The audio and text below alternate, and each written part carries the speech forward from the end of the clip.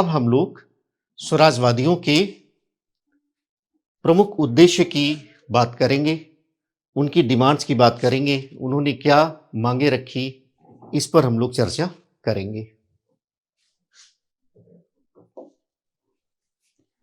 तो स्वराजवादियों की main demands क्या है, इसकी हम लोग बात करेंगे। उनके ऑब्जेक्ट्स क्या हैं, उद्देश्य क्या है, उनकी हम लोग बात करेंगे। जैसे पहले ही हमने स्पष्ट किया है कि एक बिंदु पर दोनों पक्षों में मतभेद था और वह बिंदु था चुनाव में हिस्सेदारी। तो पहला जो पॉइंट है मेन डिमांड्स में या ऑब्जेक्ट्स में, तो आप पहला पॉइंट तो लिखेंगे, वो है चुनाव में हिस्सेदारी। ये पहला पॉइंट, ये इनका कार्यक्रम है, ये इनका उद्देश्य है। दूसरे में आप ये बताएंगे कि किस तरह से इन्होंने विधायिका में जाकर के और जो असहयोग की भावना है उसको वहां पर ले गए। तो कुछ डिमांड्स वो करेंगे और वो डिमांड्स क्या है कि ये कह रहे हैं कि संवैधानिक सुधारों के माध्यम से जनता की सहभागिता को बढ़ाइए, जनता के अधिकारों को बढ़ाइए। तो संवैधानिक सुधार के माध्यम से संवैधानिक सुधार, और ये संवैधानिक सुधार किस लिए होना है, ये है जनता की सहभागिता। जनता की सहभागिता, जनता की सहभागिता यानी स्वशासन की बात कुछ कर रहे हैं। और इस संदर्भ में ये जो स्वराजवादी है वो जो मांग रख रहे हैं वो डोमिनियन स्टेटस की मांग रख रहे हैं। इसको आपको थोड़ा सा समझना है। तो इनकी जो डिमांड है वो है डोमिनियन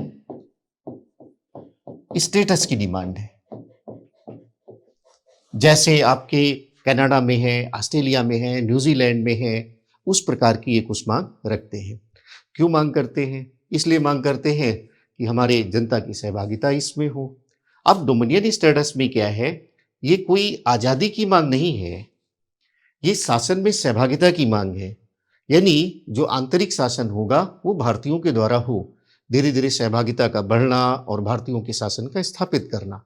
जो विदेशी मुद्दे हैं, संचार के मुद्दे हैं, रक्षा के मुद्दे हैं, संप्रभुता की बात है, वो ब्रिटिश में ही निहित होगी। इस प्रकार की मांग वो कर रहे हैं।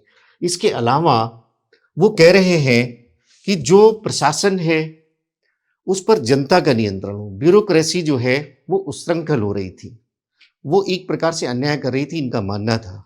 तो इनका कहना है कि जनता का नियंत्रण होना चाहिए।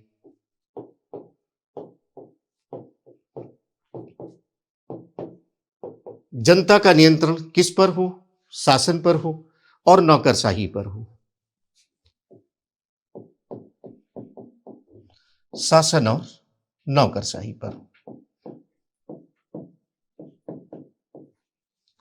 तो ये डिमांड्स में मेन डिमांड्स उनकी ये है, चुनाव में हिस्सेदारी करना, और इसके साथ साथ जो उनके ऑब्जेक्ट हैं वो इस प्रकार के ऑब्जेक्ट हैं। इसके अलावा भी आप बता सकते हैं कि उन्होंने जो विदेशी वस्तुओं का बहिष्कार है वह भी इनके उद्देश्य में शामिल है। विदेशी वस्तुओं का बहिष्कार,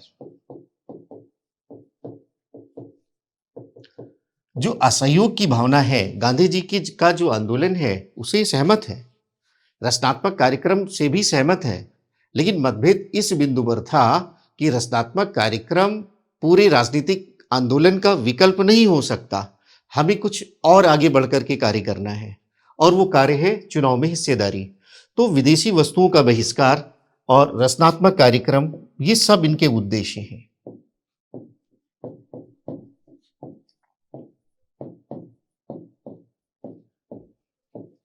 विदेशी वस्तुओं के बहिष्कार के साथ साथ जो देसी उद्योगों के विकास का कार्यक्रम है, देसी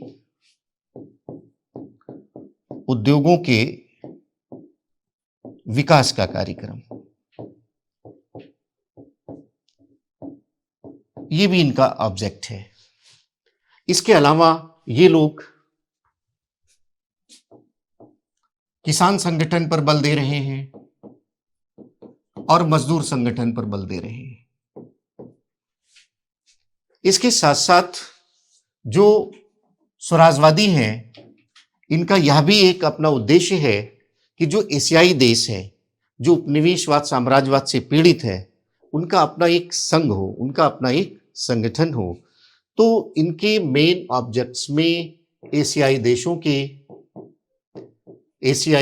के संघ की बात है।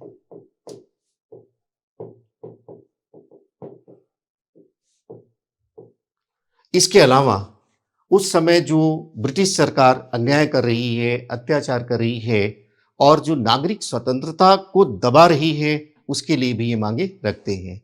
जैसे अभिव्यक्ति की आज़ादी, संगठन पर जो बंदिशें लगा रही है, उसका ये विरोध कर रहे हैं।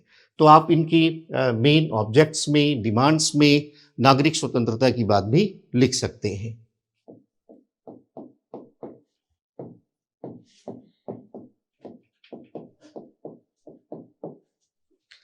तो ये हैं आपके स्वराजवादियों की मुख्य माँगें क्या हैं, मुख्य उद्देश्य क्या है।